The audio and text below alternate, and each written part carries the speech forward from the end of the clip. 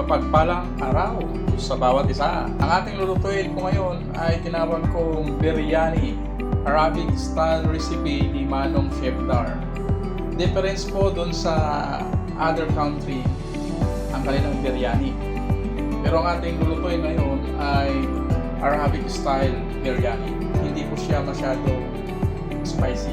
So ang ating ingredients for today are mint leaves, coriander, ginger, and garlic, red onion, coriander powder, turmeric powder, Arabic masala powder, yogurt, salt, lemon juice, tomato, ating sahog, chicken. Another ingredients is meron tayong cloves, spicy powder, chili powder, and cardamom, bay leaves.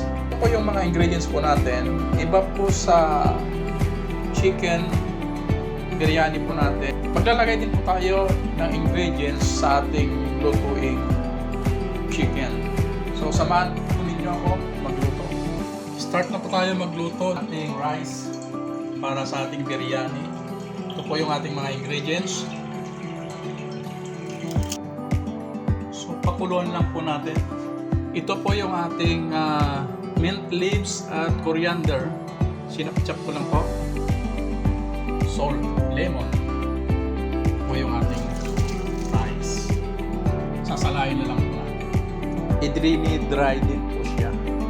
Yung ating version nga pala ay Manong Chef Dar Arabic biryani recipe. Naman po ay magluluto po tayo ng chicken biryani na isasawag po natin dito sa rice. So, sa ating chicken biryani, tomato, lemon, salt, yogurt, Arabic masala, turmeric, coriander powder, red onion, bay leaves, coriander, mint leaves, and cinnamon oil. Lagyan ko na ng 20 ml onion. Sa Filipino style, inuuna ang garlic. Pero dito sa ating biryani, Arabic recipe ni Manong Chef Dar, inuuna po yung red onion dahil mahirap, matagal po itong mag-dry. Yan po ay inilagay na po natin yung ating ginger and garlic. Mas mainam po kung meron kayong blender, i-blender po ninyo para pinipino. Hintayin lang po natin lumabas ang kanilang mga aroma.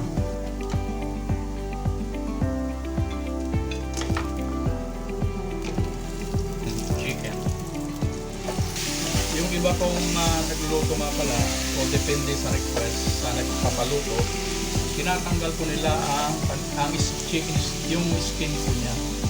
Coriander, Arabic masala, turmeric powder, chili powder. Ito po yung mga sangkap ng ating biryani chicken. Sunod po natin yung ating tomato. Nilagyan ko lamang ng 300 ml. Lagay po na natin yung ating sangkap, salt, lemon juice, coriander, and mint leaves. So yung ating biryani chicken ay Arabic style Manong Chef Dar recipe. Ito po yung ating healthy food biryani chicken.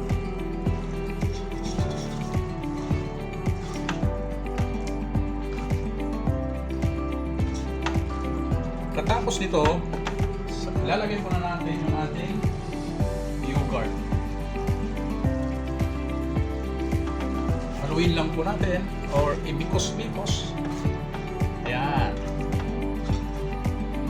Thank you pala sa mga nagla-like, nagpa-follow, at nag-share sa ating mga video. Taste po natin kung okay yung lasa. Nasa atin na po kung dadagdagan po natin ng mga iba pang mga ingredients o salt o ano pa man na ilagay po ninyo, okay lang po yun, depende dun sa ating version.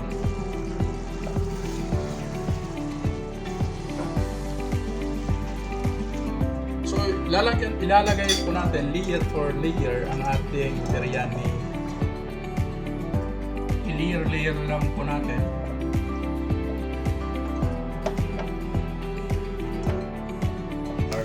Lalagyan po natin ng tinatawag na saffron.